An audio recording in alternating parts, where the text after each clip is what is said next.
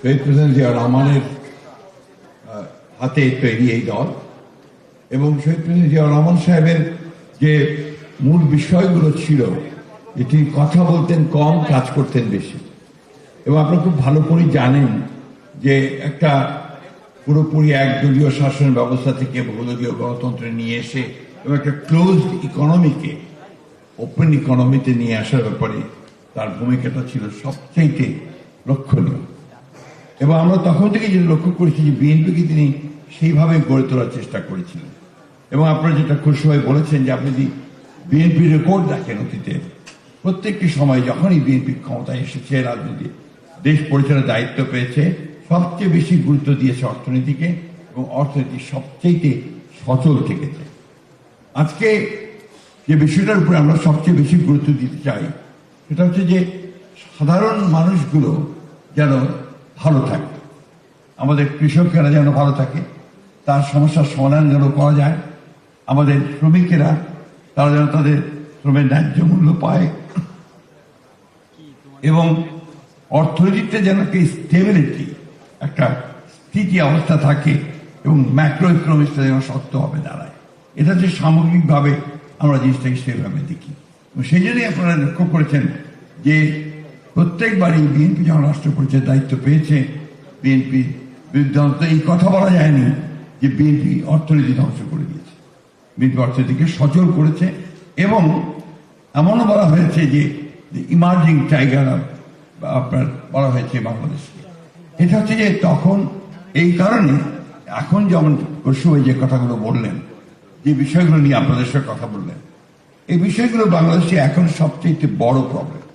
আমি ব্যক্তিগতভাবে মনে করি যে বাংলাদেশে ব্যবসায়ীদের ব্যাপারে আসলে চিন্তা ভাবনাটাও পরিবর্তন করা দরকার। এখানে সম্ভবত ডক্টর ইনামুল হক সাহেব এই কথা বলেছেন যে চোর ধরা ব্যাপারটা না থেকে এখানে ট্রাস্টের ব্যাপারটা খুব ইম্পর্টেন্ট। ব্যবসায়ীদেরকে যদি আমরা বিশ্বাসী না করি তাহলে সে আমার ব্যবসা করে আমাকে সে কি দেবে, এই বিষয়গুলো আমার মনে হয় খুব জরুরি। আরেকটা বিষয় যেটা আমি তুলে আনতে চাই আপনাদের সামনে, আমাদের এই 15 বছর যারা লুট করেছেন, চুরি করেছেন, ব্যাংক ডাকাতি করেছেন, লুটপাট করে নিয়ে চলে গেছেন, তাদেরকে ধরেন, তাদেরকে শাস্তি দেন। তাদের যে ইন্ডাস্ট্রিগুলো আছে, তাদের যে শিল্প কলকারখানা আছে, সেগুলো যে হাজার হাজার মানুষ কাজ করছে, সেগুলো বন্ধ করে দিয়ে যে 14 লক্ষ বেকার হয়ে গেছে শুনলাম কিছুক্ষণ আগে, তারা যাবে কোথায়?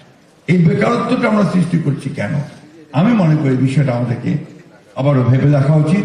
এই কারখানাগুলোকে আমরা কিভাবে চালু করতে পারি, এই প্রতিষ্ঠানগুলোকে আমরা কিভাবে এই মানুষগুলোর কর্মসংস্থানের সৃষ্টি করতে পারি, সেটা আমাদের দেখা দরকার। 1975 সালে যখন আপনার পট পরিবর্তন হলো, তো সেই সময় অনেকে ভেবেছিল যে তারপরে বাংলাদেশ বোধহয় ডুবেই যাবে, কিন্তু শহীদ প্রেসিডেন্ট জিয়া রহমান সাহেব কিন্তু টেনে উপরে তুলেছিলেন একটা বটমলেস বাস্কেট থেকে, সেটাকে একটা সম্ভাবনার একটা জনপদ তৈরি করতে সক্ষম হয়েছিলেন। আমাদের দুঃখিত, আমাদের কৃষকদের কিন্তু প্রচুর উৎপাদনশীলতা আছে। আমরা যদি তাদেরকে ঠিক মতো সাহায্য করতে পারি, তাদের সার, বীজ এবং সেচ যদি ঠিক মতো পৌঁছতে পারি, তাহলে কিন্তু আমরা এই জায়গাতে আরো বেশি, যেটুকু আমরা অর্জন করতে অনেক বেশি অর্জন করতে পারবো। আপনারা একটা জিনিস খেয়াল করে দেখুন, 1971 সালে যখন আপনার স্বাধীনতা যুদ্ধ হয়, সেই সময় বাংলাদেশে আমাদের জনসংখ্যা ছিল 7.5 কোটি।